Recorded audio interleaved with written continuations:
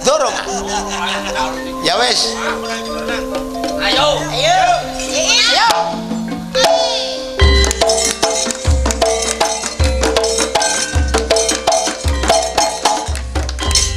Uklik. Lah padhe uklik iku. Aja kuwatir. Kon golek go Gadri sih. Ayo.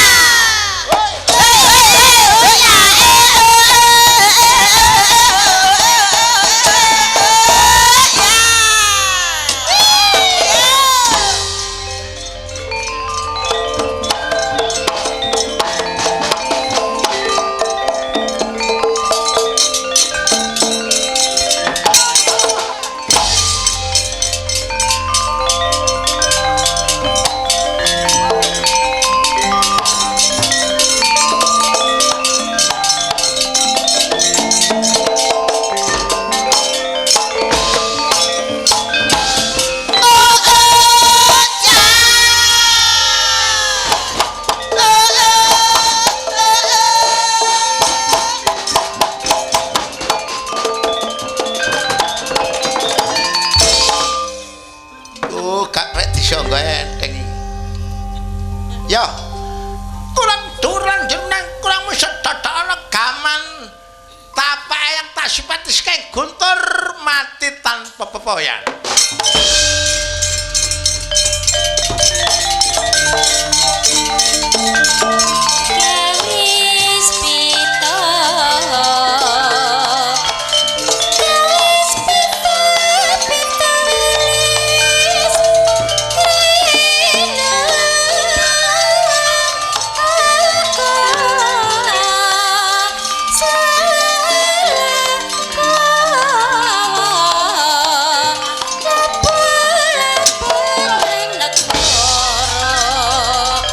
Jangka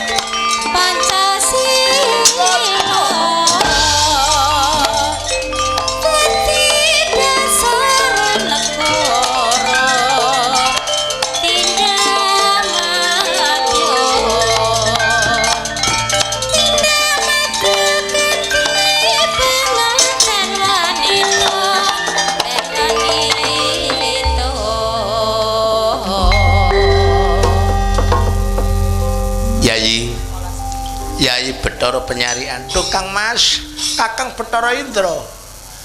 Niki Prabu Petak Banjaran meguguk Mangkutawaton bondan tanpa serati. Yayi. Kedengser. Kaman tapak ayang boten tumomo. Kamu kok tapak gayang Dewa Ganepati Suralaya Purwaya Dinbal Panapah Paron Dengkul Palu Diri Situ Daspati Kukulan Mati Kesenggol. Duh Kang Mas, boten Kang. Tumawa sekeng pusok. Nek ngono ojo melu-melu. Ojo Dewa maju bareng siap. Kok maju bareng.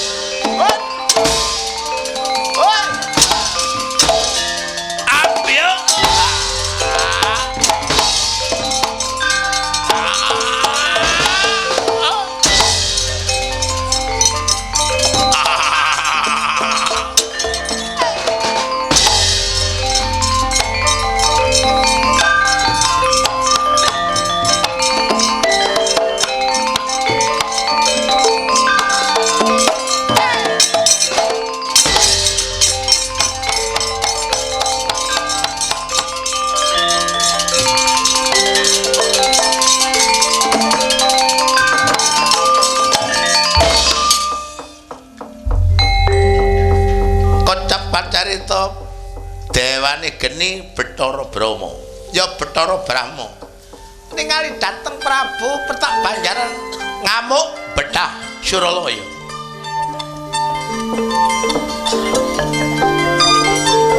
Ing kono Pandhi Suralaya mata ajab pituwi. Munggah Jumantara tandang kaya bledhek dicece iblis.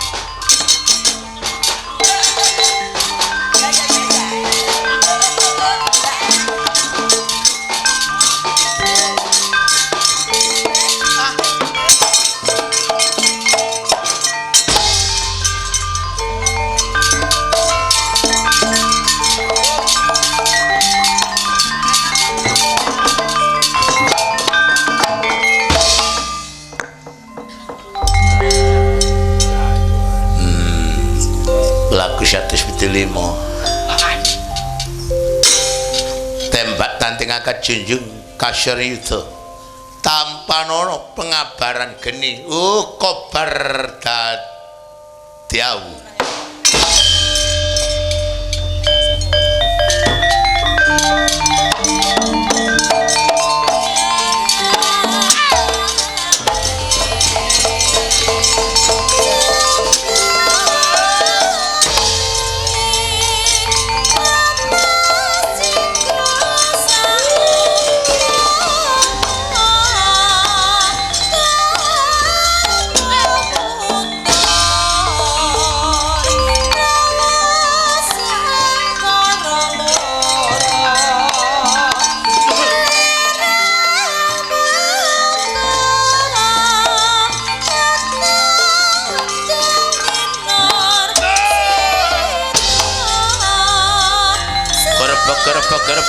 Gerba.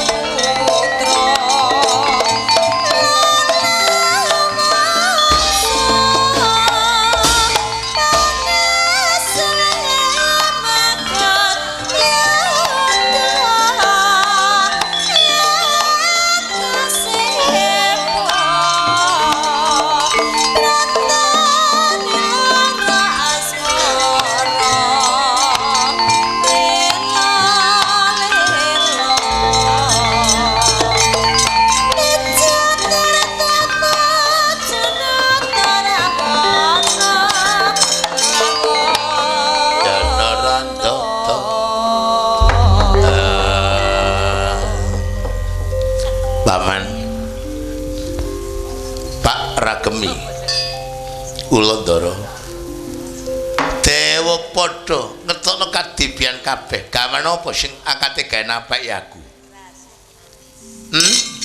moko jare kandha gaman Suralaya iku gaman tapak eyang duduk gaman rombengan duduk gaman pasaran nggih nun jenenge gaenan Pandhi Suralaya empu Ramaya dimbal panapas paro dengkul palu driji tedas mati kungkulan mati wonten saking saktine Prabu Petak Banjar sapa tuh paling ngono iku apa delok geni gak apa-apa geni apa geni pengabaran iku jenenge guna lho kok guna iku geni pengabaran nek boneng tegese geni dhuwur gunung sing muncak-muncak geni kok akeh warnane nggih ngoten Ndara palwaka geni jerone Pandhi siking geni pet trining geni cangkian rono geni kemamang lho muda geni napa muda geni glodok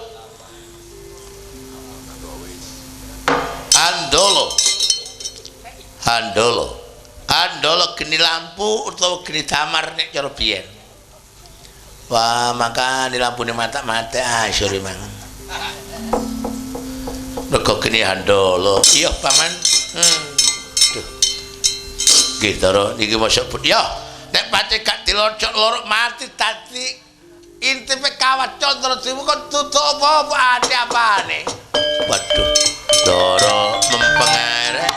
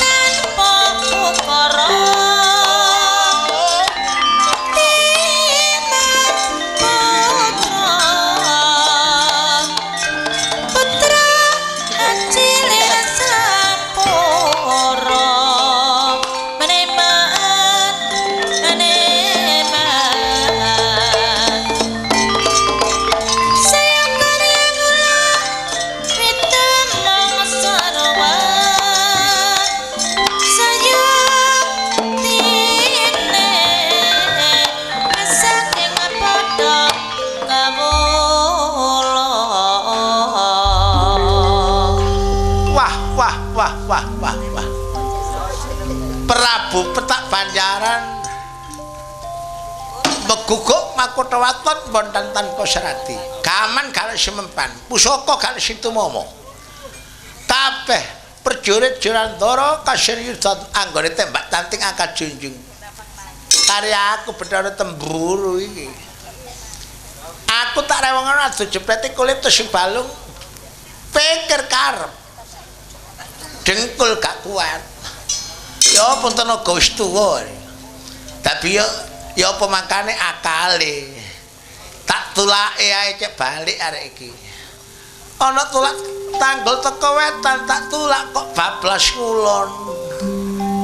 Ana tulak tanggul teko kidul tak tulak bablas mengalor. Kok bablas ya apa sih rek? Lho keliru. Kok bablas ya kaya balik ah.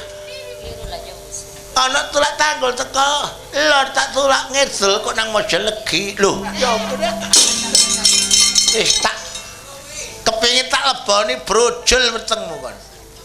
Ndok bukan singkal kejen ong wilangi sekaring bawana langgeng bayi bawa sasana para tanah badan kuwi bayi bawa sasana banjir wis aku mburi kutula mengokol mingkem kala padha mingkemo ong wilangi sekaring bawana langgeng bayi bawa sasana karangan badan kuwi bayi bawa sasana banjir aku mburi kutula mengokol mingkem kala padha mingkemo kecel lemah ping 3 kliwat diri gak dadi apa.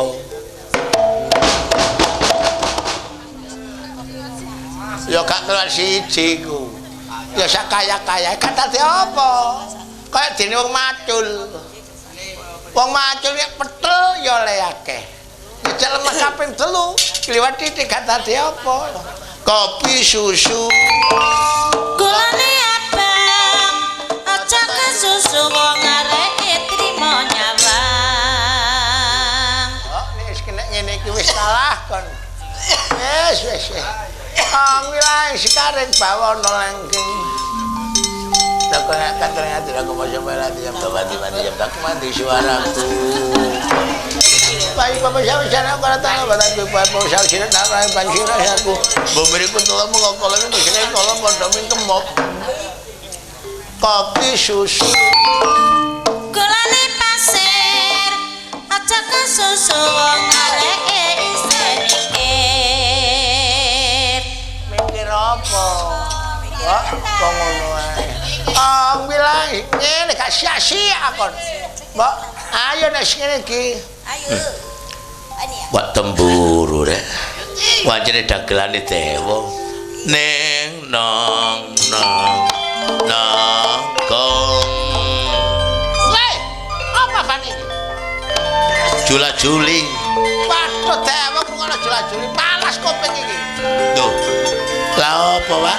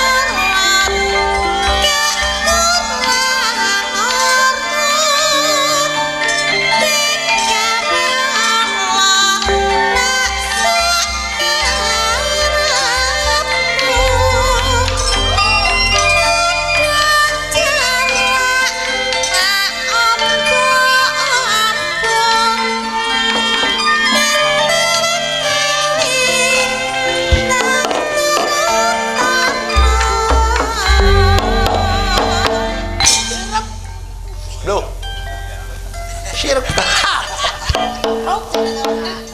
Loh. Wah. Sapa jenengmu? Kula Pak Ragemi. Pikulun. Sapa? Pak Ragemi. Jeneng kinaraja apa?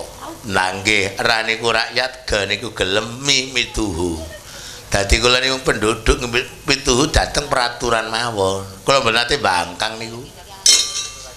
Apa dhewekane kon doli gending-gending Didoli. Sinten sing dodol? Mek kula niki ngimutaken winangka niki tolake ngoten-ngoten niku. Ngoten lho. Le, ndaramu mang tak tenun. Lah nggih jaman reformasi are. Lah napa dek nyantet nenung modo niku pun boten jamane ngoten lho Pak. Lah napa dek? Lah nek pun krungu jula-juli napa sebabe jula-juli niki gending ijol-ijolan. Makane enak ya napa nggih ya? Nekmu nekku. Kurang ajar. Apa itu? Tuh, jula-juli. Dewe gak kenek. Wah. Wong seni kok gak kenek napa? Seni niku hiburan. Lah hiburan niku kaya dene wong nonton TV. Ngoten lho. Ngene televisi niku napa sing boten enten.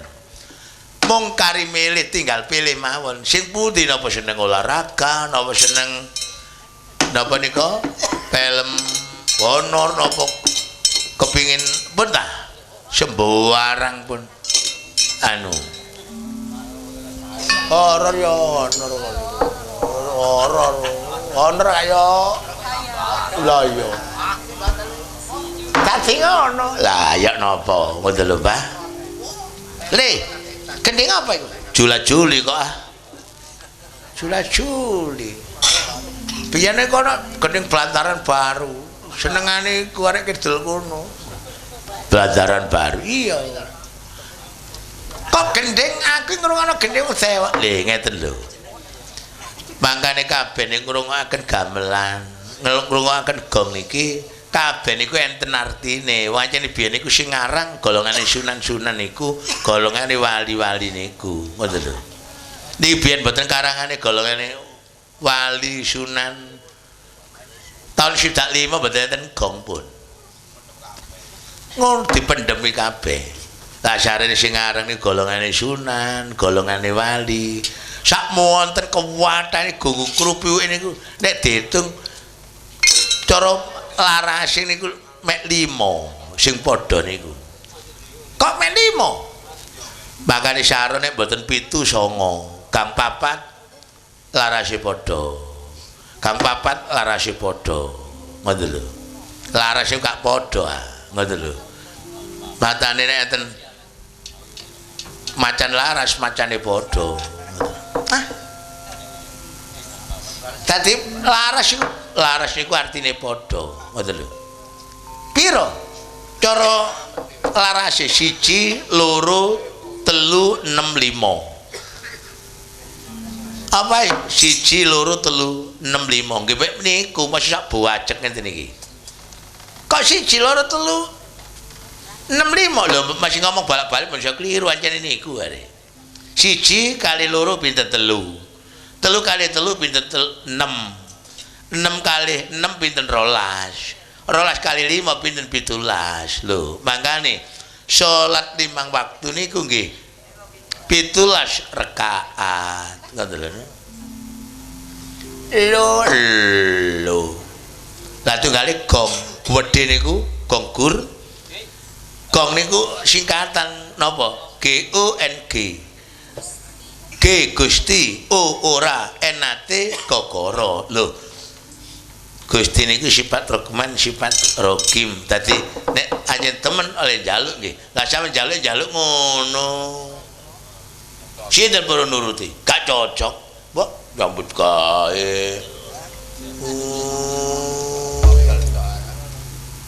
Barang apa-apa sing dirapali. Apa sing dirapali? Masa apa adem panas? Mempeng adem panas. Balik. Kok kon balik aku. Nyingkiri. Lho, dewe rek. Eling putuku adane aku inci aye. Den kula aturi kang atus-atus ndara. Lah niki mosok bodho. Iya paman.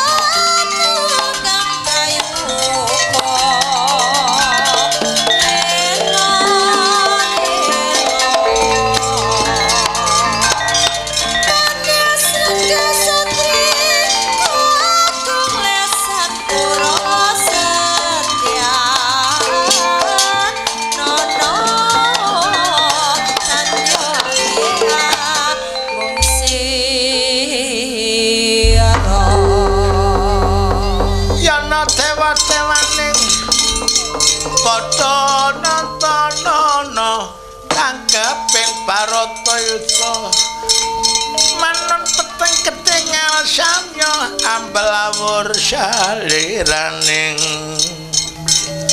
mendong peteng ketingal samya awiyat tira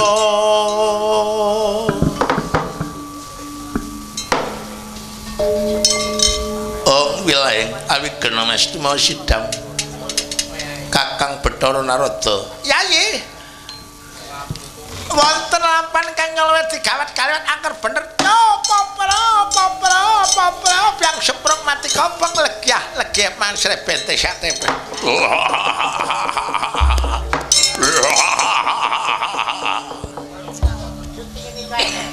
Wontenipun Prabu Petak Banjaran nyun Mindarasa kan Mindarati. Yo popro. Wadya Balajorandara kasering yudha perjurit dewa. Kang Mas, paduyuk napa niki Kakang?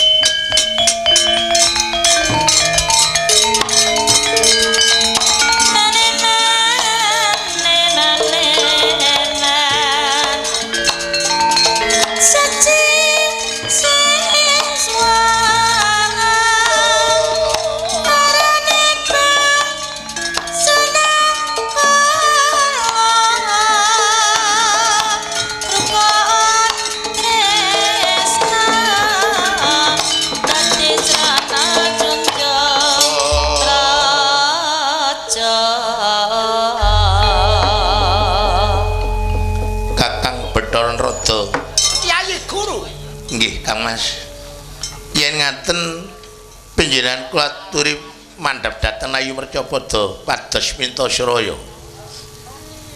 Ingkang raka mandhap dhateng Ayu Mercapada pados minta Suraya. Inggih. Njujug dhateng pundi Yayi? Kula aturi mandhap dhateng negari Rogastina. Raden Subalinata nggih Prabu Subalinata. Panjenengan suwun tulung Kang Mas. Dados ratu dereng kagungan garwa. Kamangka ratu nika kedahipun kagungan tetimbangan kangge nata tata tentrem negari. Yo apa iki? Yen ngaten kula badhe mandhap besok yen Prabu Subali saged ngunduraken petak Banjaran. Ganjaranipun Nidewi Mindarada kan Nidewi Mindarati. Yai, yen ngaten ampun ketalasuk kula mandhap dhateng negari Rogastina. Monggo Kang.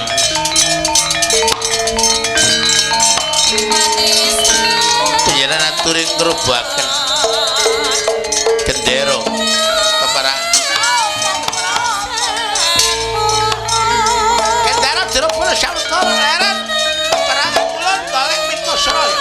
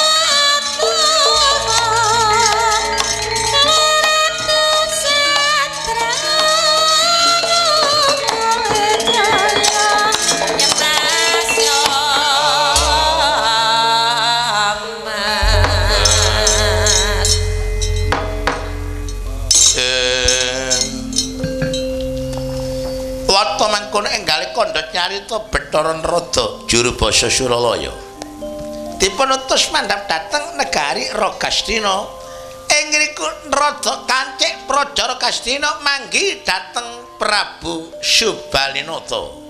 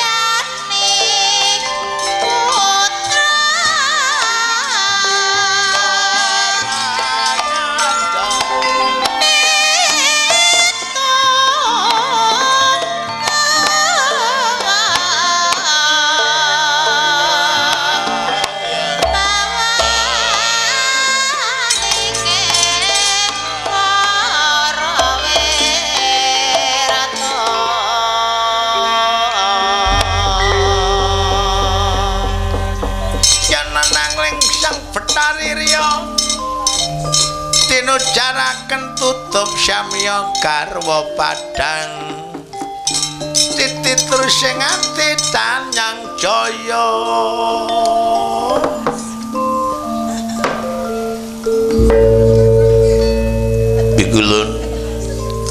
Pigulun Bathara Narada nggih pigulun Sanghyang Pongat katuran pambagya saruh paduka pigulun sembah singkum kula kunjuk wonten sahandaping pepodo ya papara ketek klepong lapangli ketek klepong apa kan kudu kita wancar kudu gede sakundul-gundul yang semprong mati kobong legia mangan srepen tesan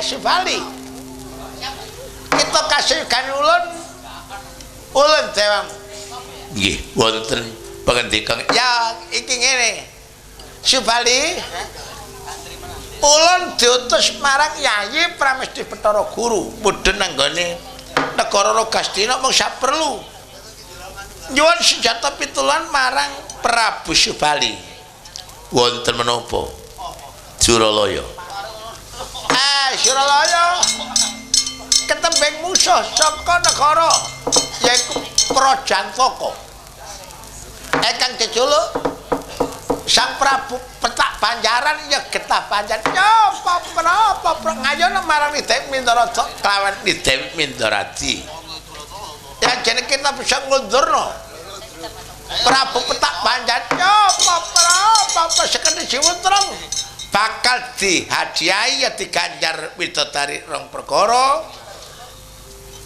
Betari Mindharata kawan Betari Mindharati Siwali Sako tumete silisah persada melambenjang menapa ngayahi dawuh pigulun yen boten sak menika ya syukur mayu kaki ya syukur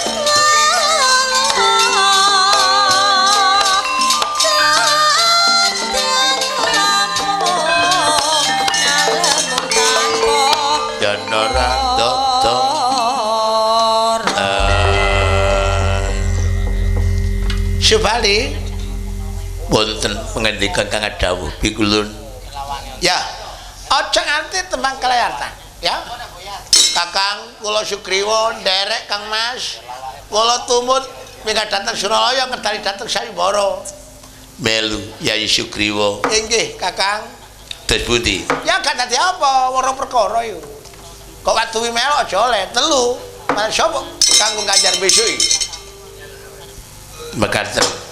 Ya. Ayo aja nganti tembang kalat. Nggih, yen ngaten Duh Paman Jembawan. Paman Putut Cemana kula nyuwun pamit minggat dateng Suralaya. Ayo Dik Sugriwa.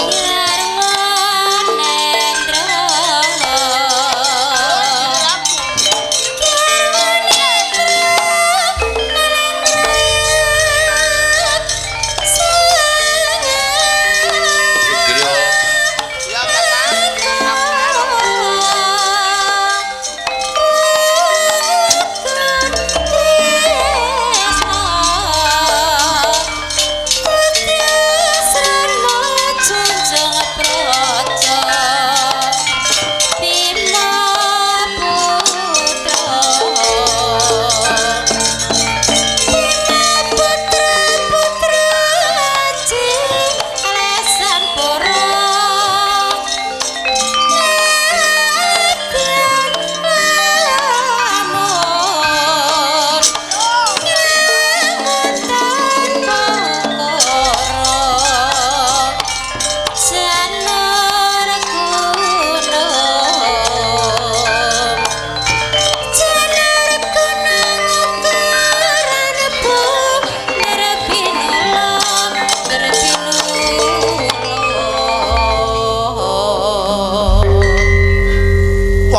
mengkono kocap kacarita Prabu Subali dipun dherekaken dhateng ingkang rai Raden Surgiwa ya Surgiwa.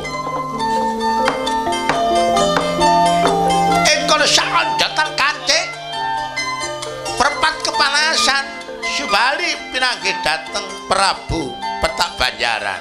Ya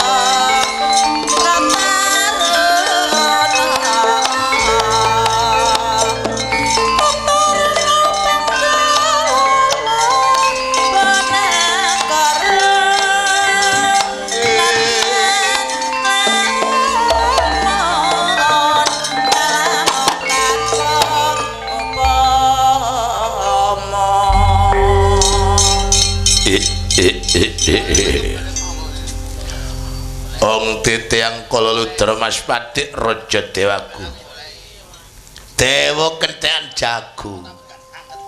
Dewa golek Mitasaraya sapa iki? Margake ngaku pupung tur tak kemah-kemah Jiwaragamu Satria.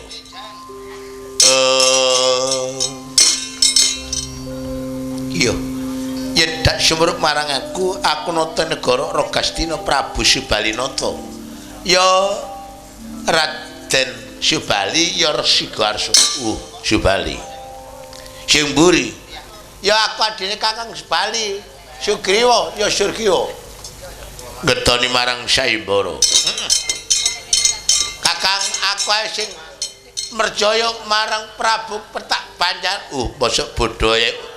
Kak kalian suwe kersa kesara wah tak kakak kurang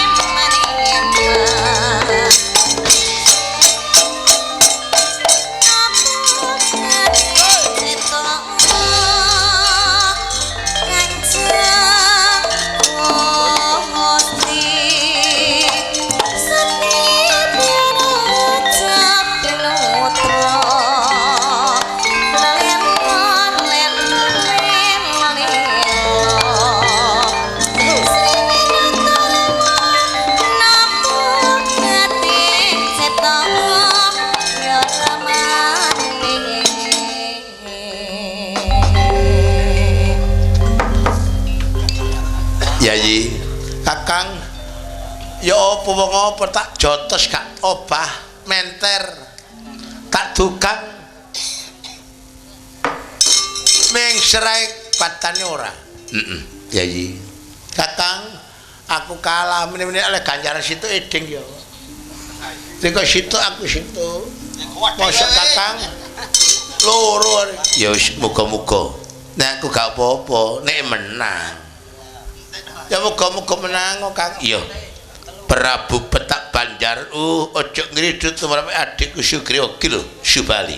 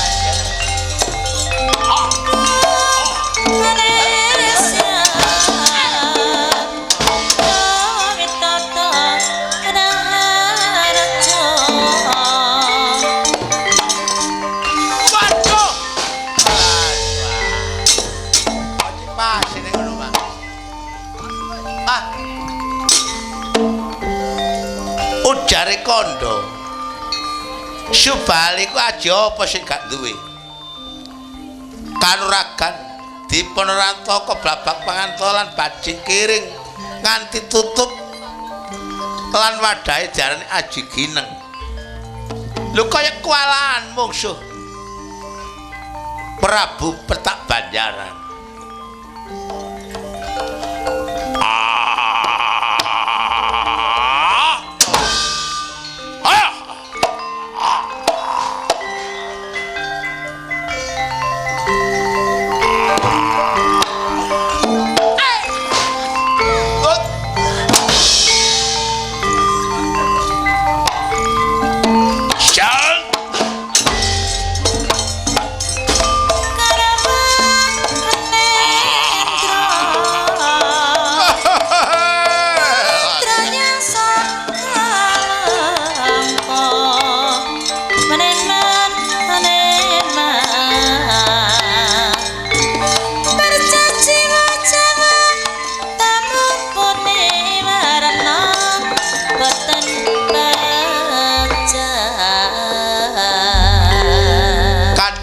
Subali dipunakep dateng Prabu Petak Banjaran.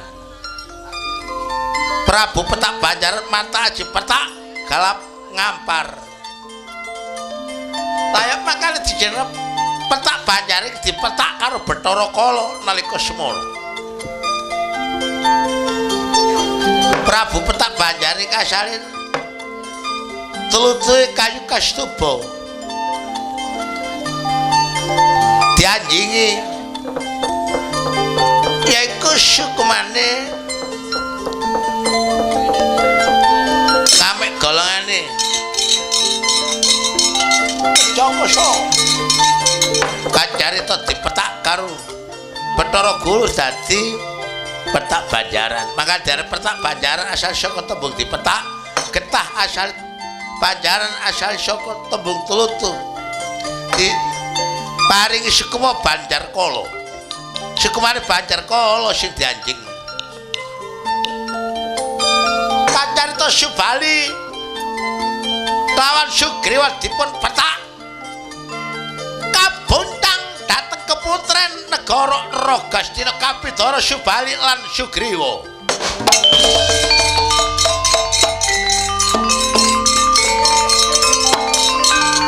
Aye, aye, aye.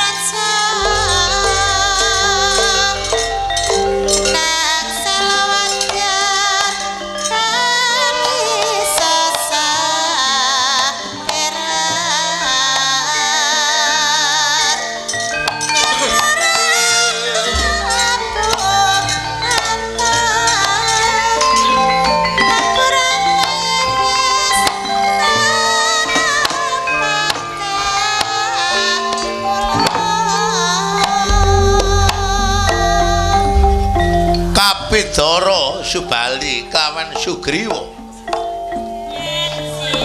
nalika semana disegrang dilambari aji petak galap ngampar kawan Prabu Petak Banjaran. Kapidara setengah mati Kapidara arane ana nggone keputren negara Ragastina keputrane Ni Dewi Anjani. Ni Dewi Anjani Mbak Ayune Sugriwa lan Mbak Ayune Subali.